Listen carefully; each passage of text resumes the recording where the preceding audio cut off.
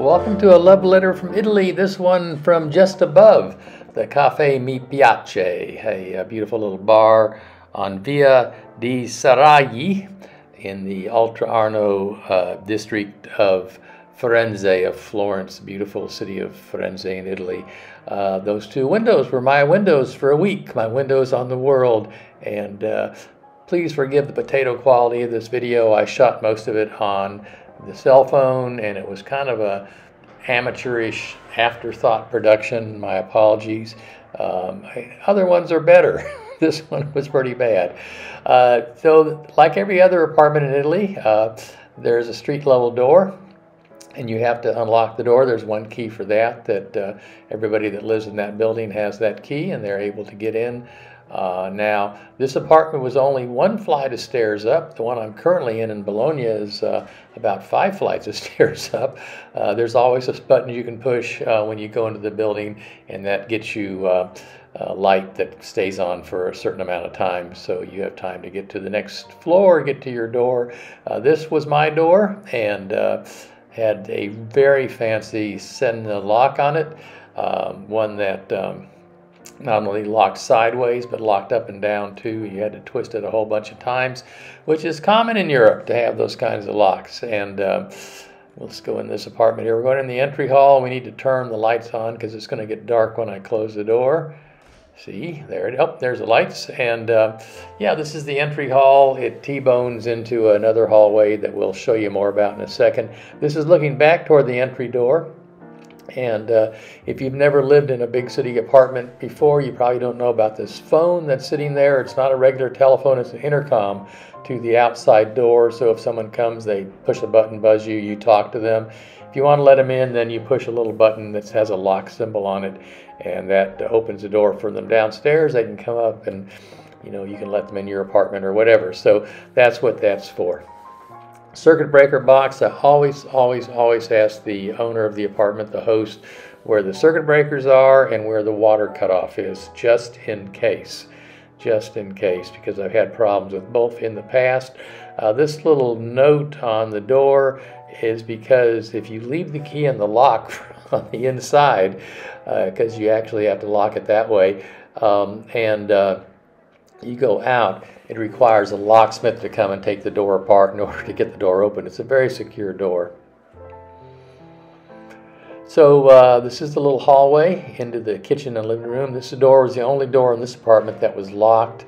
I suspect that's where the owner keeps extra towels, extra bedding, cleaning supplies, and stuff like that. A little table, little welcoming table in the hallway, and this was placed, you know, to have a comb, to have a brush, and to make sure you were looking pretty before you took off in the, you know, for the big city and all. So just a nice little welcoming place. There were some maps of the city. There was some information on restaurants and where the laundromat was and things like that. Because this apartment did not have a clothes washing machine. I was very sad about that. This window overlooking right above the coffee shop we saw from the outside a minute ago, it overlooks this bank, and the bank had what I call the holy ATM. This ATM is actually underneath an old fresco of the crucifixion, so you get both your religion and your commerce in one stop. A nice juxtaposition of things. The apartment had an induction range on it, induction stove top. First time I've used one of those. I like it okay.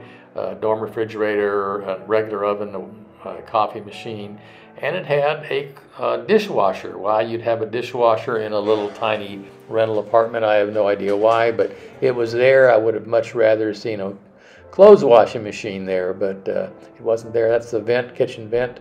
This entire apartment is IKEA, from what I can tell. Every piece of furniture, every fixture seems to be from IKEA.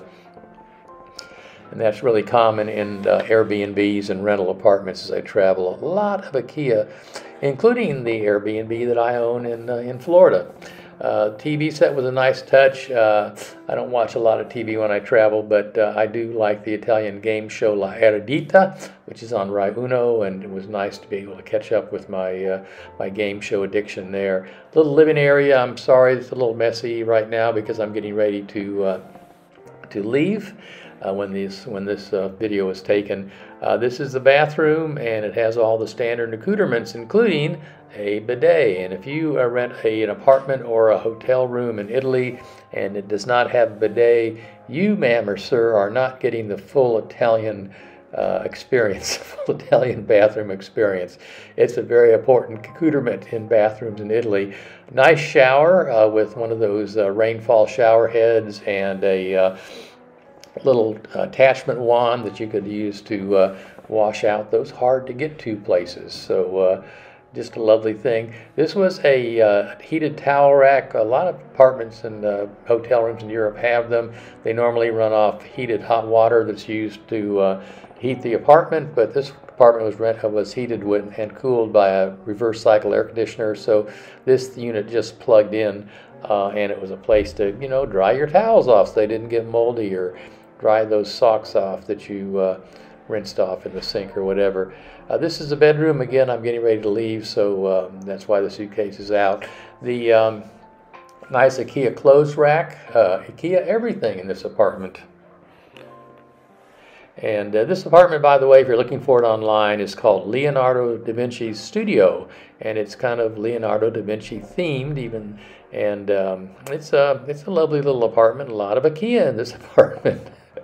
There's a nice queen-size bed and a very comfortable one. Pardon my electronics charging station. I need to get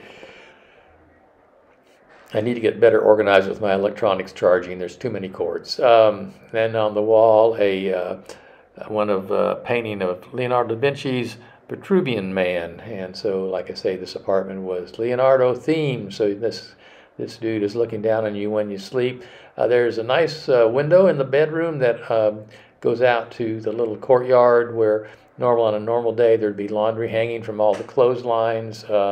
But today was a rainy day, so no laundry hanging that day.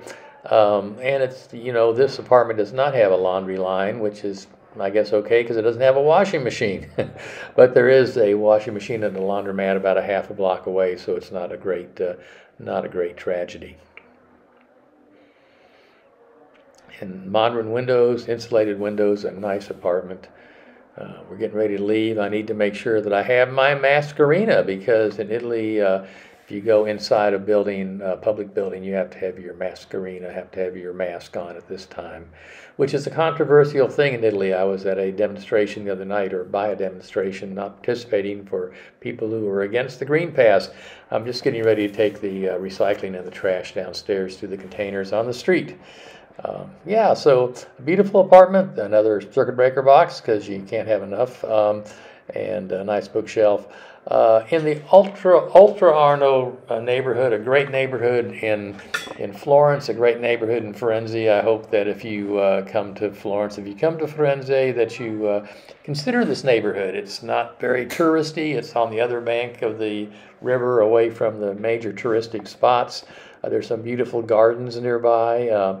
And some great restaurants and bars and so on. It's a great place to go. You ought to come to Firenze and enjoy a beautiful city. It's a small city. It's surprisingly small and easy to get around. So yeah, come to Florence, come to Firenze and see what all the excitement is about. Ciao, arrivederci. I'll talk to you soon.